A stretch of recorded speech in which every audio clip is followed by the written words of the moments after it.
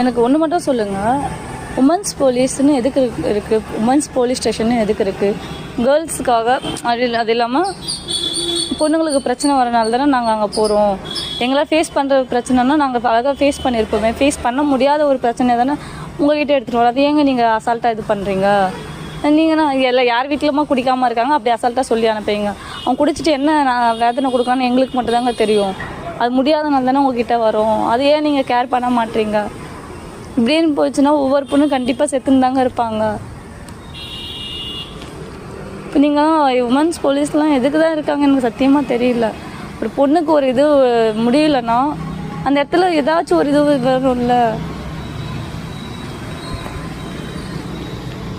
Women's police station நம்பி போனது எனக்கு தப்பாக போச்சு. ஸ்டேஷன்லாம் எதுக்கு இருக்குது எனக்கு சத்தியமாக தெரியல. அரசாங்கம் சரியில்லை, அரசியல் சரியில்லை, எதுவுமே சரியில்லை. நான் கூட சரி ஸ்டேஷனுக்கு போனால் ஏதாவது சொல்யூஷன் கிடைக்கும் அப்படி ஒரு இதுவில் தான் போகிறோம். இது சட்டமே கரெக்டாக இல்லை. இதில் எங்கே போய் சொல்யூஷன் நமக்கு கிடைக்கும்?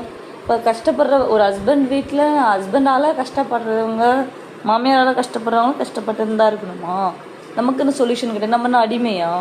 நமக்கு என்ன திறமை இல்லையா? இப்படியே போச்சுன்னா சட்டத்தை கையில் இருக்குதே தவிர வேறு ஒன்றுமே கிடையாது. அப்போ வந்துடுவாங்க போலீஸ், பெரிய இது பண்ணுற மாதிரியே வருவாங்க. சீரியஸ்லி இதுதான் இப்போ வரைக்கும் நடக்குது. நம்ம போய் இப்போ சொல்லும் போது அப்போ எதுவுமே கரெக்டாக கேர் பண்ண மாட்டாங்க. இப்போ நம்ம ஏதாச்சும் நம்ம ஒரு இது பண்ணிட்டோம்னா அப்போ ஏமா இது முதல்ல இது பண்ணியிருக்கலாமோ, அப்படி எப்படி இது பண்ணியிருக்காங்க நம்மக்கிட்ட. நம்மளே பைத்தியக்காரே ஆகிடுவாங்க. இப்படியே போச்சுன்னா வேலைக்கு ஆகாது. பொண்ணுங்களை கஷ்டப்படாத தயவு செய்து இந்த மாதிரி ஒரு சைக்கோ, இந்த மாதிரி ஒரு மாமியார், மட்டமான மாமியார் வீட்டிலலாம் இருந்தீங்கன்னா தயவு செய்து உங்கள் அம்மா வீட்டுக்கு போயிடுங்க. ஓகேங்களா? நான் தைரியமாக எங்கள் அம்மா வீட்டுக்கு வந்துட்டேன். பிகாஸ் என் மேலே தப்பு கிடையாது.